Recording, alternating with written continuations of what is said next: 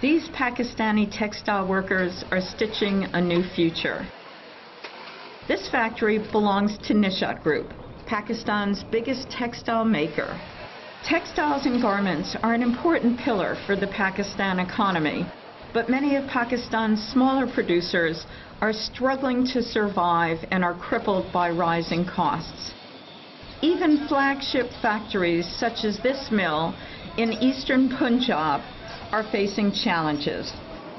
Pakistan exported a record $13 billion of textiles last year, partly thanks to mills like this one producing higher value-added garments. Nishat makes products for big global brands like Tommy Hilfiger and Gap.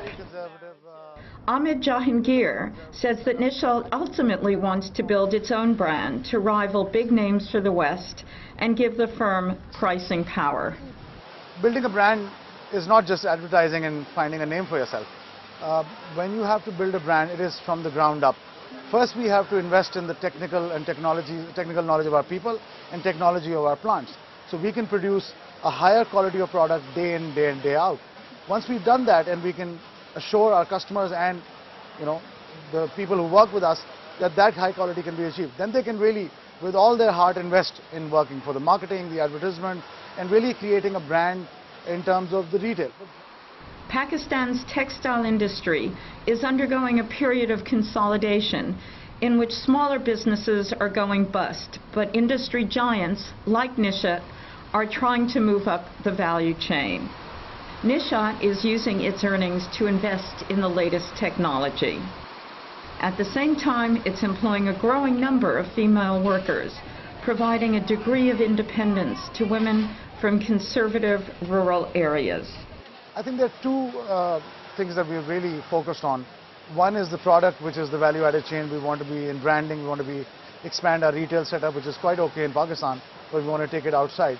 But on the other hand, I think Pakistan's premier institution like Nishat Mills needs to take the lead in doing another thing, to employ the other half of our country, which is the female. I mean, this factory employs probably the largest percentage of females under one roof, which also is a very large roof.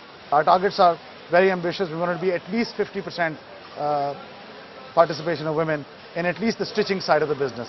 And that's, I think, how in 5 years Nishat will change itself and probably things around it. Nishat and other textile makers have big ambitions, but they're facing strong competition from China, India, and especially Bangladesh. Factories such as this one are an exception. Pakistan's economy is struggling, held back by the high cost of capital and a chronic energy crisis.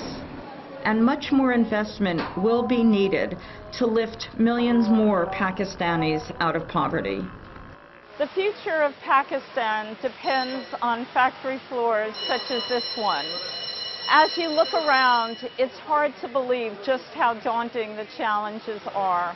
For example, most of the power to run all the equipment you see behind me comes from this factory's own power plant because it cannot depend on outside sources of power. And while the depreciation of the Pakistani rupee has been a good thing in many ways, it's raised the cost of capital and raised the cost of importing all the equipment that you see behind me. I'm Henny Sender for the Financial Times outside Lahore.